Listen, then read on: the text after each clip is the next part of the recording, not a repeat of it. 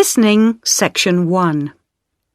You will hear a conversation between a travel agent and a customer. First, you have some time to look at questions 1 to 7.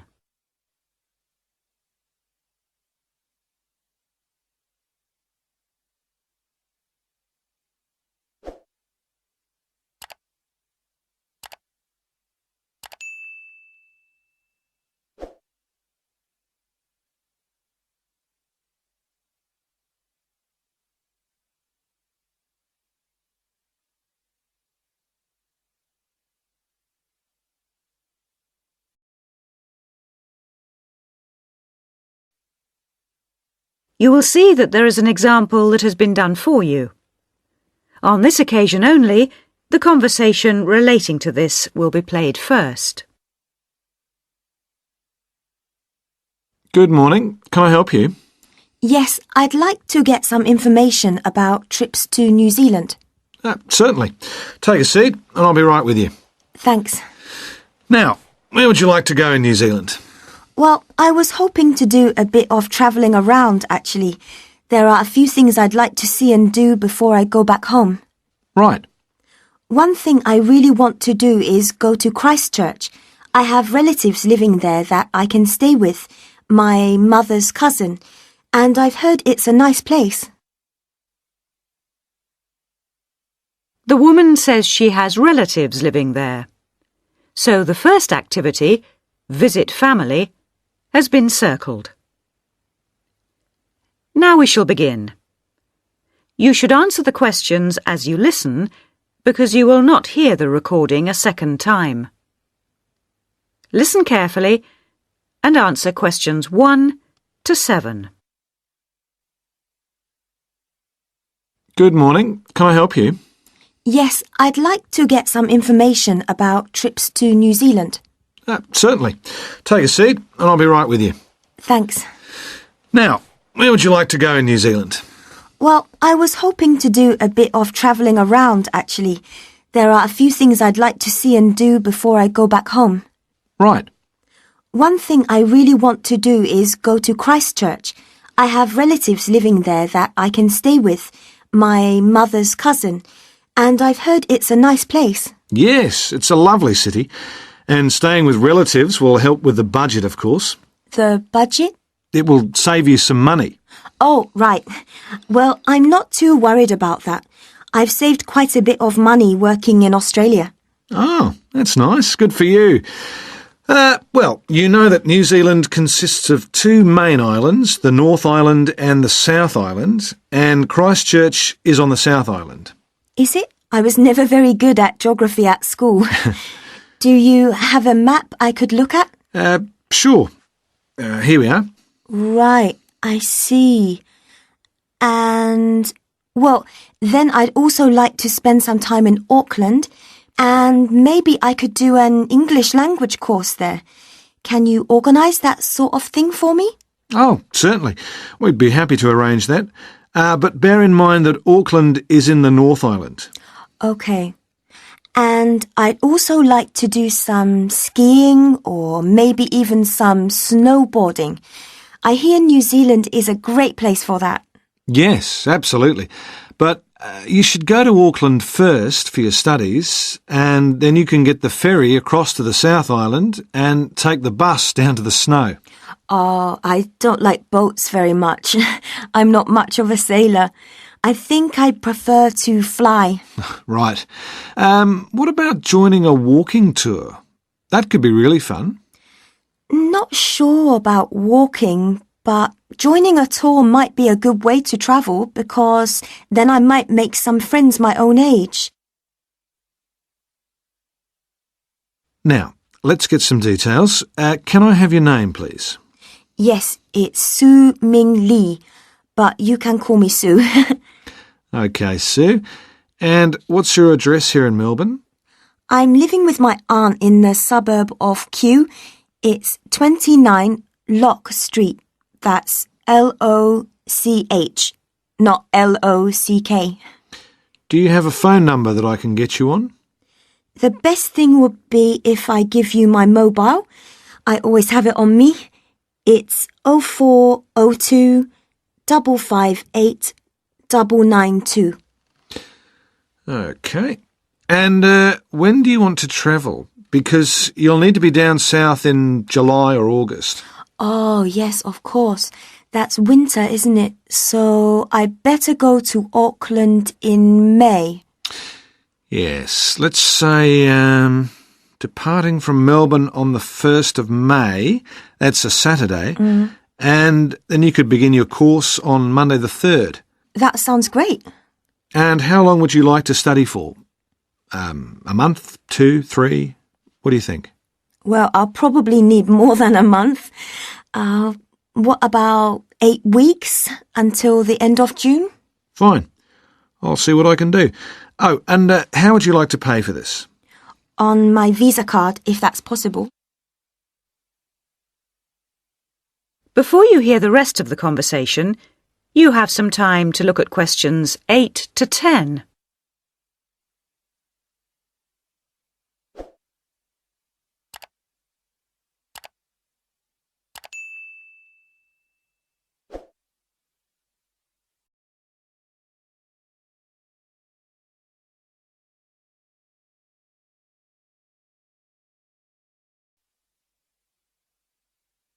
Now listen and answer questions 8 to 10.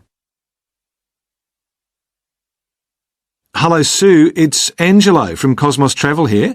I've booked your flight and I've found you an English college called the Harbour Language Centre. Great. Where exactly is that? Well, have you got that little map I gave you yesterday? Yes? You see where the harbour is with the 3 wharves and the water? Yes. Got that? OK, there are 2 parallel streets. Quay Street, that's Quay, and Customs Street. The building where the college is located is on Quay Street, opposite Prince's Wharf. Right. Got it. And what about accommodation? Well, I've booked you into a hotel for the first 3 nights, and then the accommodation officer will find you a family to live with. Good. And where's the hotel? It's a short walk from the college, on the corner of Queen Street and City Road. Which corner exactly? On the left-hand side as we're looking at the map. Okay, near the little park. Yes, that's right. And what about a good bookshop? I'm going to need to buy a dictionary and some English books. Yes, well, I believe there's a really good language bookshop on the corner of Customs Street and Queen Street.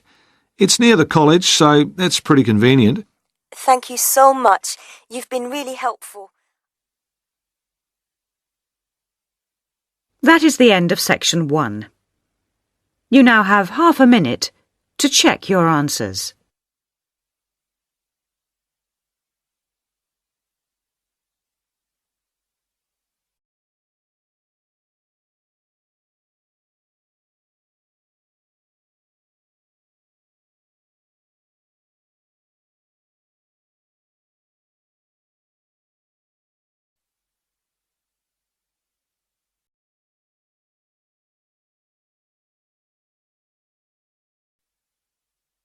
Now turn to Section 2. Section 2. You will hear part of a local radio program in which the head of the Park Arts Center is interviewed about events that are going to be held at the center. First, you have some time to look at questions 11 to 20.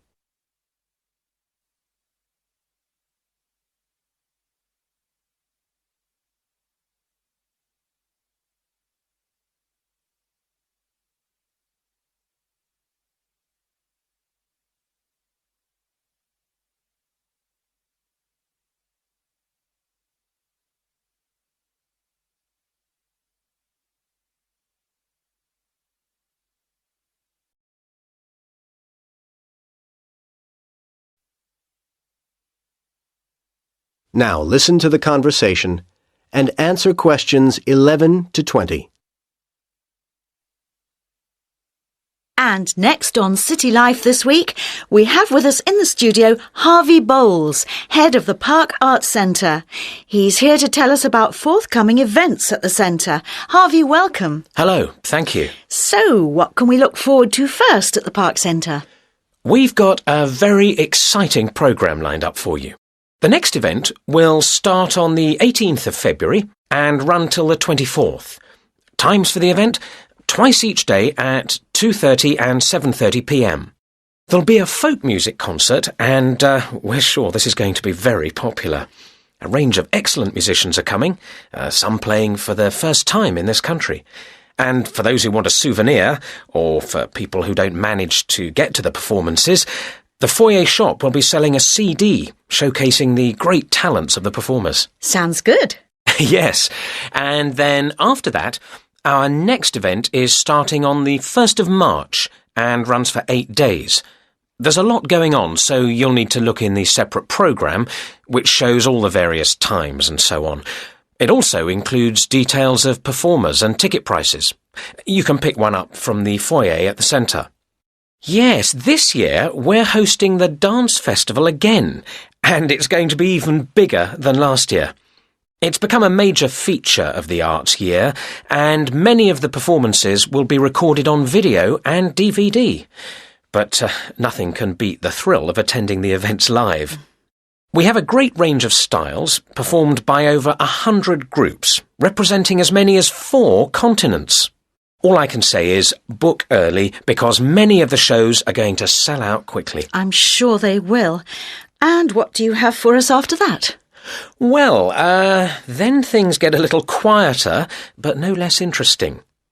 From the 14th to the 20th of March, every evening at 8, we go into cinema mode, and we're showing a fine new film. I expect you've seen reviews of it. Love and Hope. Oh, yes, wonderful. Yes, and it's not just an ordinary screening. We're delighted that each screening will be introduced by a short lecture by the producer, who will also leave a little time for questions from the audience. Again, I recommend early booking for this. It's bound to be popular. I'll be there. Anything else lined up at this point? Yes, we've got a special one-day event on April the 2nd. The times aren't fixed yet, but I can tell you that we're having a singing competition. Oh, yes? There'll be a large number of entrants, and the talent should be impressive. And Channel 6 are coming. So, the event is going to be shown on TV. So, come and be part of the audience. I'm sure people will want to. Well, Harvey, thank you very much for coming in and telling us all this. Details of all the events are on your website, aren't they? Yes, the address is www. That is the end of Section 2. You now have half a minute to check your answers.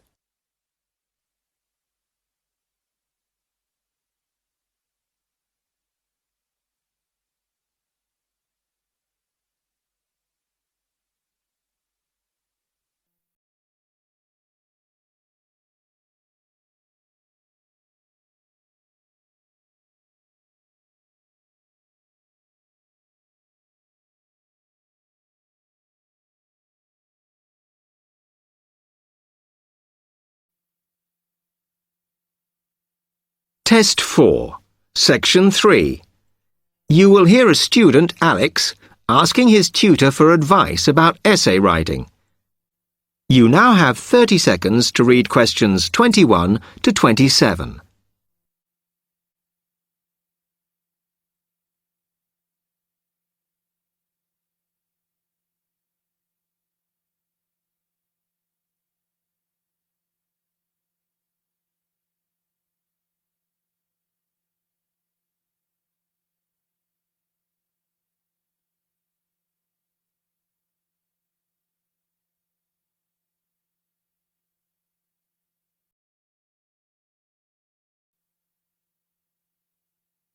Hi, Alex. Come in. I gather you wanted some help with writing essays. Yes, I'm finding this first term difficult, and I'm worried about the assignments we have to do for January. Well, let me see if I can help. You shouldn't panic about it, because essay writing is a very straightforward process, really. What it involves is organising the information that you want to include. You shouldn't have more than you can easily manage within the word count. Make sure you haven't got too much or anything irrelevant. You need to look at that and work out what you need and what you don't need before you start. And then you just have to think about how you're going to put forward your argument. Oh, that sounds very straightforward when you put it like that. But I'm worried I haven't got the necessary skills for writing an effective essay because English is my second language. Well, perhaps you misunderstand the skills you need. You need to be able to analyse your data, and then I would say the skills of interpretation and expressing yourself are important. Perhaps it's this last one that bothers you, but the more essays you write, the more you will develop these skills. Yes, and I don't quite know how to improve at that. Though, as you say, I know practice will help. And I need to make sure I've got everything ready before I start. Yes. What is vital to good essay writing is preparation. So make sure you build in enough time to do the research you need. Are there any other sources I can use to help me with essays? Yes. You should go to the library and look through the reference section, because there are books that focus on the style we use in academic writing, and those will help you a lot. The other thing that you should think about is what happens when you've actually written your essay. Too many students just complete their work and hand it in, whereas what you should be doing is making sure that you edit it as thoroughly as possible. Oh, yes, that's a good idea. Then I'd pick up any mistakes and also see if it reads logically. Exactly. The other thing is, again, what a lot of students do is get their essays back, look at the marks, then just file it away. They don't realise that if they checked it through and looked at what the tutor had written, then they can learn from their old essays. Yeah, I can see that's a good idea. So, is that okay? You can always come back to me. You now have 15 seconds to read questions 28 to 30.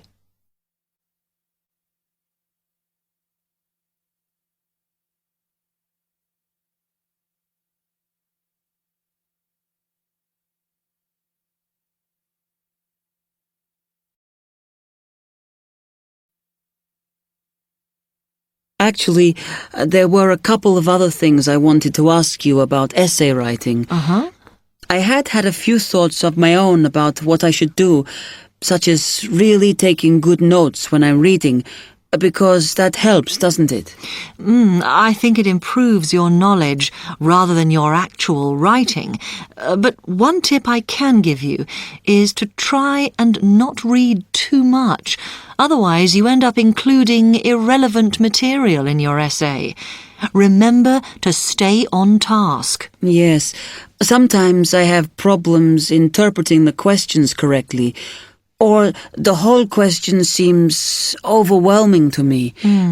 What I try to do is highlight the key parts and divide it into smaller chunks so I can manage it. Well, you might find it useful to break it down even further by making sure you understand all the words perfectly before you start.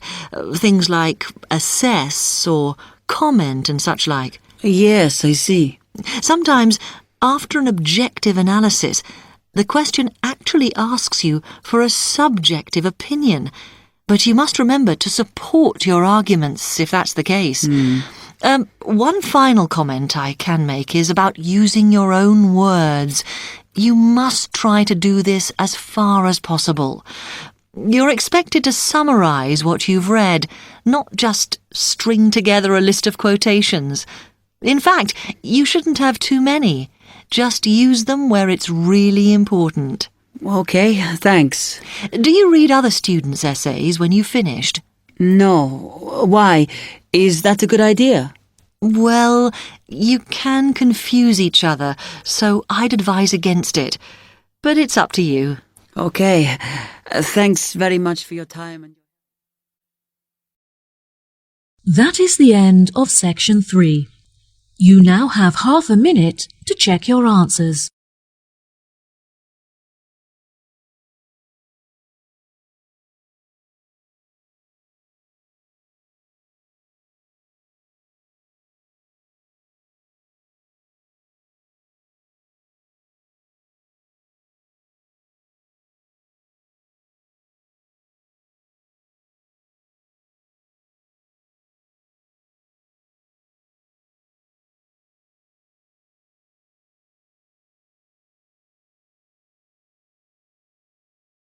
Section 4. You will hear the beginning of a lecture about turkey farming. First, you have some time to look at questions 31 to 40.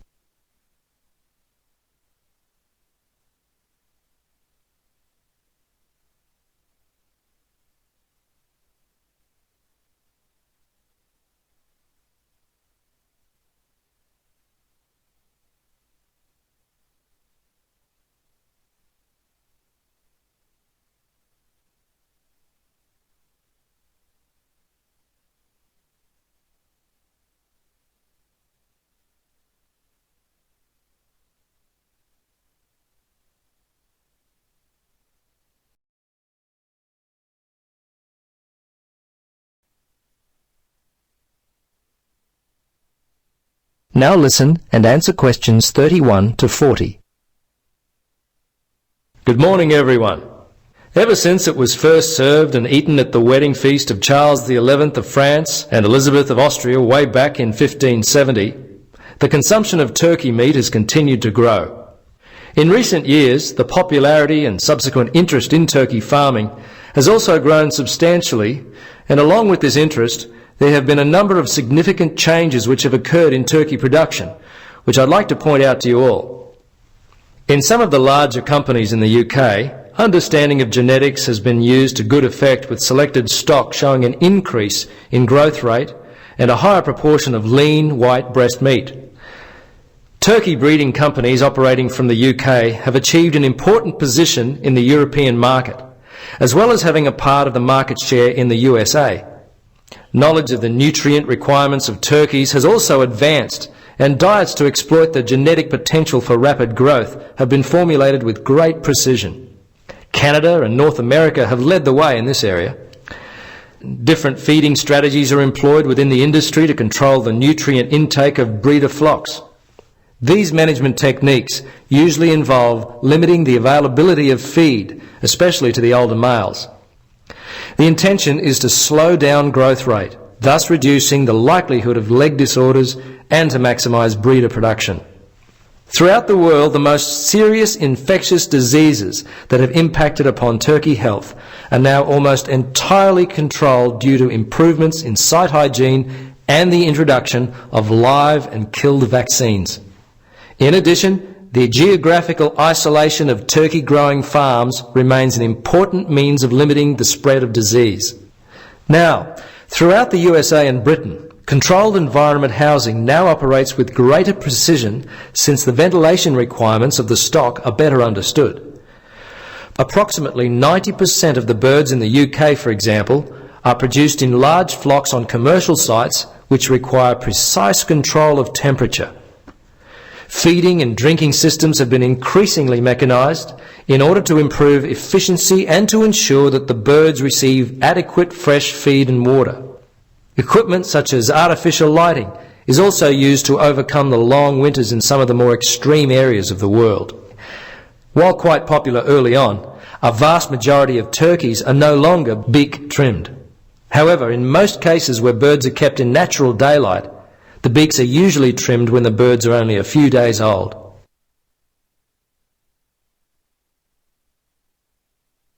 Now, the turkey industry can be divided into three main categories: primary breeders, breeders, and producers. The primary breeders maintain and develop the quality of the genetic stock within the population by selection of the most suitable individuals. Primary breeders sell parent stock to breeders either as hatching eggs or as turkey chicks, which, by the way, are commonly referred to as poults. General characteristics that are important to the health and welfare of the birds are taken into account in breeding. Things such as the ability of the birds to walk without difficulty, reproductive ability, growth and conformation are all key considerations for breeders. Breeders multiply their growing stock by mating parents bought from the primary breeder. A breeder rears the male and female parents from hatching eggs or poults, selecting the best of them to go on to produce fertile eggs from which the growing stock will be hatched. Breeders sell commercial growing stock. Turkey producers can be divided into two groups: relatively large companies whose farms produce turkeys all year round, and relatively small companies and farmers whose farms produce turkeys primarily for the seasonal market. The non-seasonal producers account for approximately 90% of the output of the UK industry and are dominated by three major companies. The seasonal producers account for the remaining approximately 10%. The busiest time of year for producers, large and small, is clearly the October to December quarter. That is the end of section 4. You now have 30 seconds to check your answers.